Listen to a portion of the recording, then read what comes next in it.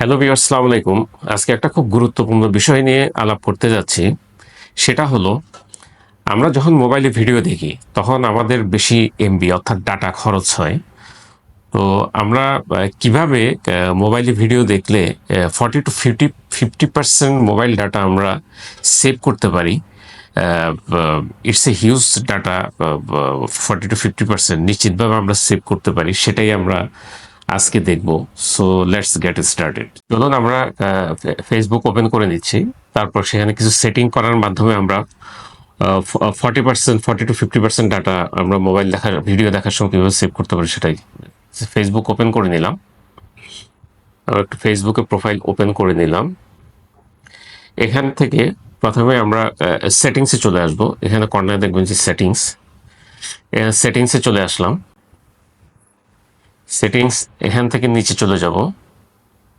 যাওয়ার পর এখানে আমরা দেখতে পাচ্ছি মিডিয়া। এই মিডিয়াতে আমরা ক্লিক করব। মিডিয়াতে ক্লিক করলে আমরা এখানে দেখতে পাচ্ছি এখানে বেশ কিছু অপশান রয়েছে। এখান থেকে বেসিক্যালি সেটিংগুলো করতে হবে। ভিডিও কোয়ালিটি, অটো প্লে, এখানে বেশ কিছু সেটিং রয়েছে আমরা দেখতে পাচ্ছি। তো প্রথমেই দেখা যাক, প্রথমেই আছে আপনার এখানে অপটিমাইজ যদি ক্লিক করা থাকে,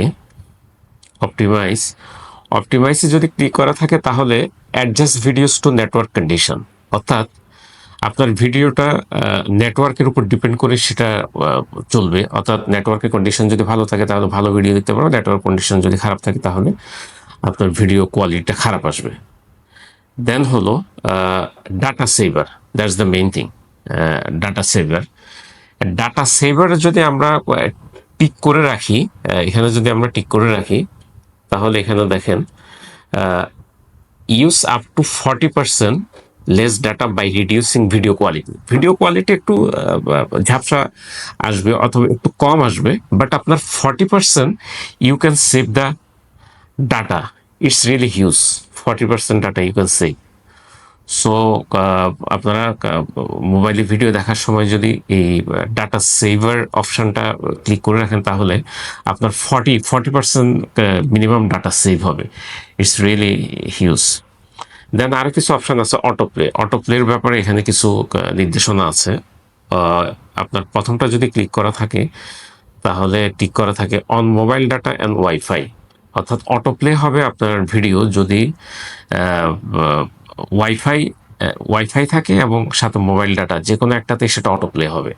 তারপরে আপনি যদি ওয়াইফাই অনলিতে দিয়ে রাখেন তাহলে শুধু যখন ওয়াইফাই কানেক্টেড থাকবে তখন শুধু আপনার ভিডিও অটোপ্লে হবে। আর নেভার অটোপ্লে ভিডিও মিনস এই ক্ষেত্রে ভিডিও কখনো অটোপ্লে হবে না, আপনাকে ম্যানুয়ালি সেটা প্লে করে নিতে হবে। তা আমাদের সাধারণত সেটা on mobile data on wifi আমরা সেটিং করে রাখি যদি, তাহলে মোবাইল ডাটা থাকলে অথবা সবসময় সেটা অটোপ্লে হবে এই ক্ষেত্রে। আর ডাটা সেভারের ক্ষেত্রে ক্লিক করা থাকলে সেটা 40% আপনার ডাটা এই ক্ষেত্রে সেভ হবে। So thanks.